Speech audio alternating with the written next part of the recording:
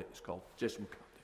Thank you, Mr Deputy Speaker, and I would like to add my congratulations to the Backbench Committee for securing this debate, the Honourable Member for Coventry North West, the Honourable Member for Foyle for his contribution just before, and also my honourable friend over here, oh, he's just gone, for Bracknell, who had very thoughtful, insightful and a very revealing speech indeed.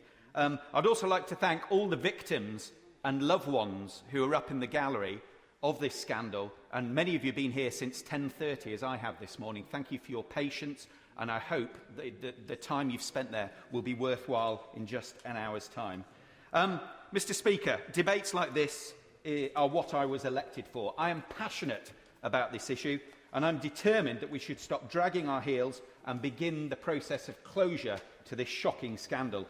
As most of us here know, this scandal was caused by the importation of Factor VIII from the United States, where blood was extracted from prisoners for money by commercial companies. It was not properly sterilised and treated before being used in British hospitals in the treatment of haemophiliacs. There were several chances for the governments of the day to act over the years, but they missed every time.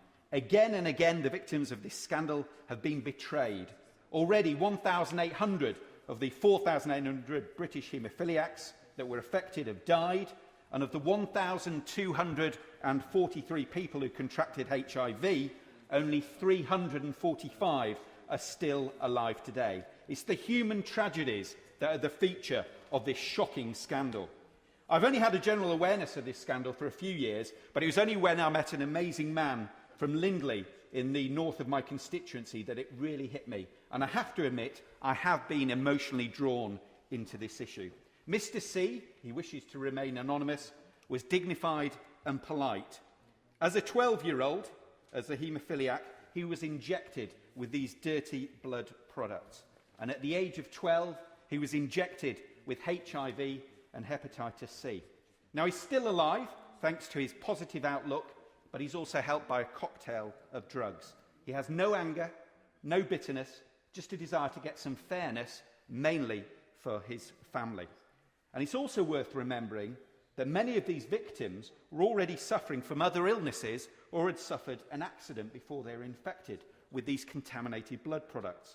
And for too long, for too many decades, this issue has been swept under the carpet.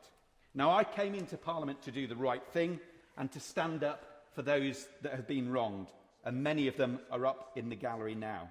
I'm not going to get bogged down by the intricacies and the financial commitments of the Archer report.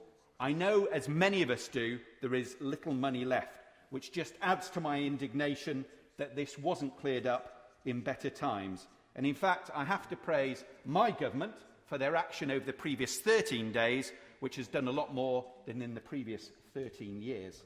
I'm immensely proud of what has happened in the last 24 hours, the movement that has been made by the Minister on the front bench here, and I also welcome a number of the recommendations in the ministerial statement which I saw this morning. However, I'm going to put my notes down now, because I did say I've been emotionally drawn into this issue, and I'm going to address the many people up in the gallery and look them in the eye. I came into this debating chamber as a Member of Parliament to do the right thing. For too long, you have suffered, your families have suffered, you have been the victims of this scandal, and I hope I can do the right thing, the members here can do the right thing, and so I will be supporting the motion later. Thank you. Hines. Thank you, Mr Deputy Speaker.